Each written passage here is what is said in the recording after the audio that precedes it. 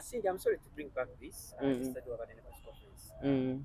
Maybe somewhere somehow no like obutali bumativu bayimbi bozobererawo ngeni yada or the other no like anti obo sango obolyawo toli bumativu obakolera ebintu at the end of that day never taking for granted. Oba nkyogere ntya like nze nakomadde okusuubira abantu bennyambye okunneebaza nze nkola ekintu kubanga njagala si kubanga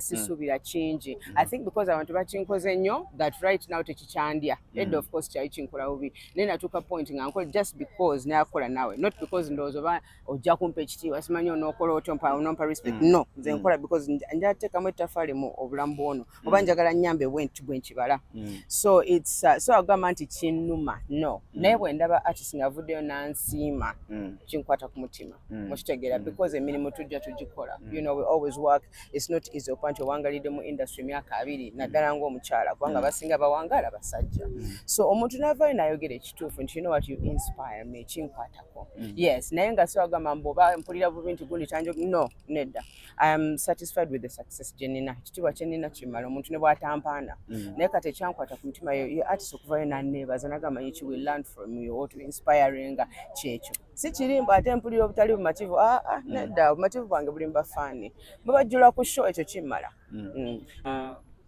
kitwala ekyo show gikulu because ekyoba omanya akalira abantu nkawulira gye kali so after that show what your next move ina intekatika endala planning yes mulindirire video yakalira yes right after the concert sagala gikola before njagala gikola after the concert ina video yakalira efuluma teke tusimbule for the season the party season kubanga yakatandika there's more music wa guno mwaka nasazeho ngenda releasing more music kino stella kikola naye nga guno mwaka ngenda kikola so there's more music to come concert yange of course is the highlight na ate next ogenda kubeerawo Omega nga naye ina show nene ngenda kubeerayo kitegeera so it's just the beginning. You have this in your mind wandyagadde okubanga okutegeera show because wali abantu abamu abagala because now we comment nga Cindy at least singa tutekera corporate show nga wa Serena dan because rugogo wajikuba atogenze ne wali you know yeah guno mwaka na I considered it because of the same thing because nalabe commenting azili nyingi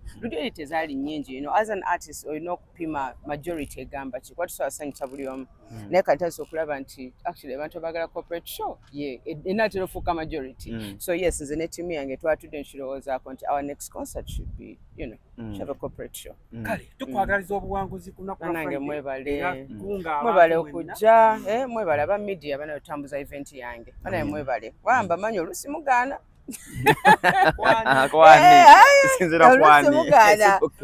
mulina abantu nga bambi nga mugaana era kati mbebaza nnyo okuba nti munyambyeko otambuza kino ekintu nsobola kuba sisobola kusasula buli omu kigera sobola batuukirira mwenna naye nkirabe nti mumpadde support thank you so much mwenna era mbakoowola mwenna bafaana abandaba mujje ku Friday eno banayisi wala eno Friday temubula behind China Town waliyo Millennium Grounds Lugogo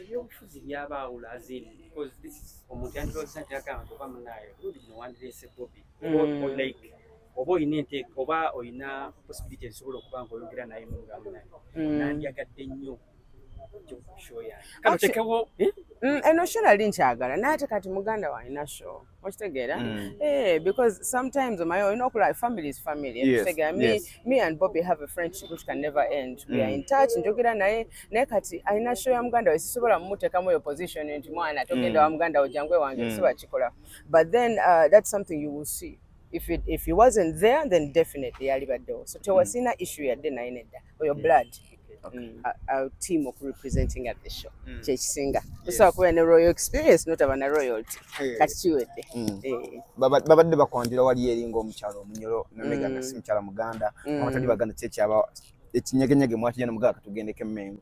Omanyi kuba tuli Buganda okuli ekituufu the music industry mostly wagiddwa Baganda. You know, the bantu abasinga okupatinga, and then also be bantu abatakwatira sente kusinga any other tribe Uganda. So tosobola kuba mu music industry not recognizing a support ya Buganda. You know, so it feels really good okuba nti tuzze ewaka Kabaka n'atwaniriza. You know, ate tewabaddewo obukwakulizo mbu batoli Muganda kola bwoti yatugguliddewo ffenna, it didn't matter. So it's such a good feeling. Ndi musanyufu nnyo.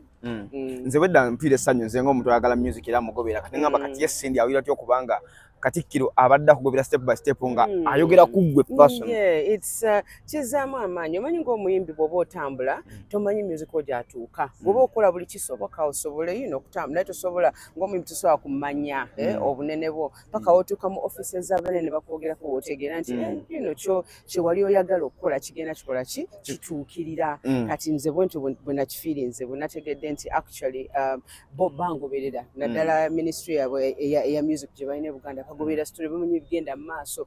So mpulira nga legacy yange etandise. Kuba nsinze kubeera shocked mbadde ndowooza nti ffe aba TikTok akanda akate ffe katukategeera. Nkutegeera naye abadde akamanye ssebo. Amanyi ne bu drama bwe tulinawo makati. Najjukira ne ka hey baby. Otegeera kizaamu amaanyi. Kati nze mba ndaba nti kye nali kuba mu jjani yange ey'okuyimba nali njagala ntuuke moments ezo nti ntuuka mu offices ne banzigulirawo olw'ekitiibwa kyange ng'omuyimbi. You know, nga seetaaga ate kwefuula muntu mulala just nga nze nga muyimbi. Kati omuwulira ng'akyogerako mba ndaba nga ekirooto kyange kituukirira. Kigenda kituukirira. Yes. Naliko lumu ku interview naawe nakulaba nkola interview nti abalowooza mbu oyina pulaani z'okuwummula biveeko kuba kati otandika butandisi. Nze si planning kuwummula. Kye planning okukola is ku rebrandinga. Okitegeera waliyo ba artists benzize ndaba, you know, who have been artists mpaka.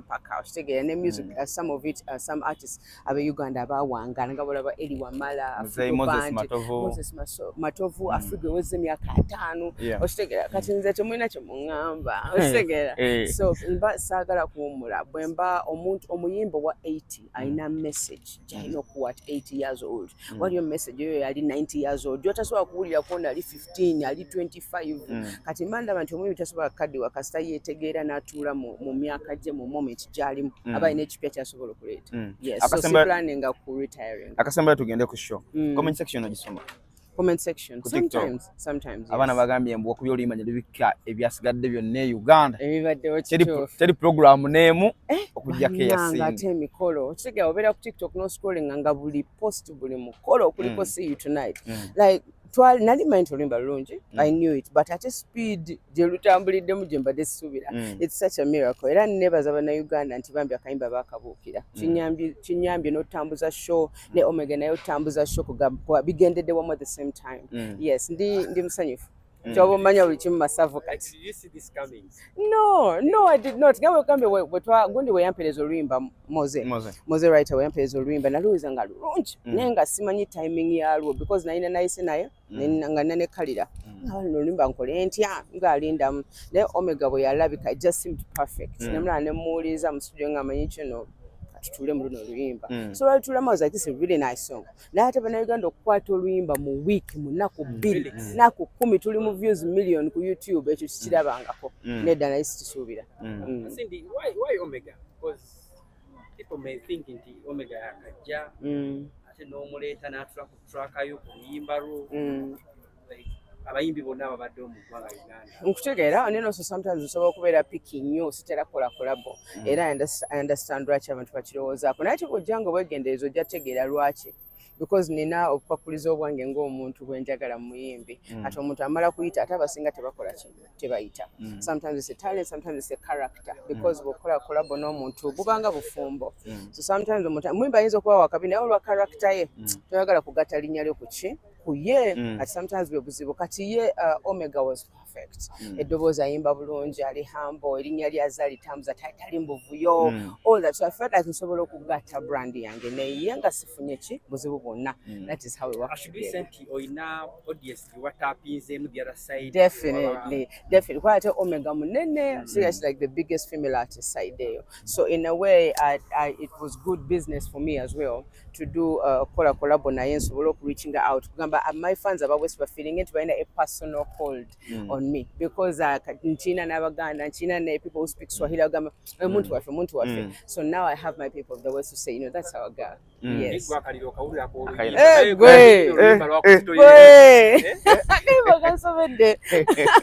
Ometuka na wano, you know, nga katikiro akamanyi. It's just akayimba bambika chakabi mwana. Sichirabangako. Togere ku Friday. Yes, Friday no nga 29 omwezi gwa August banange concert weri etuuse.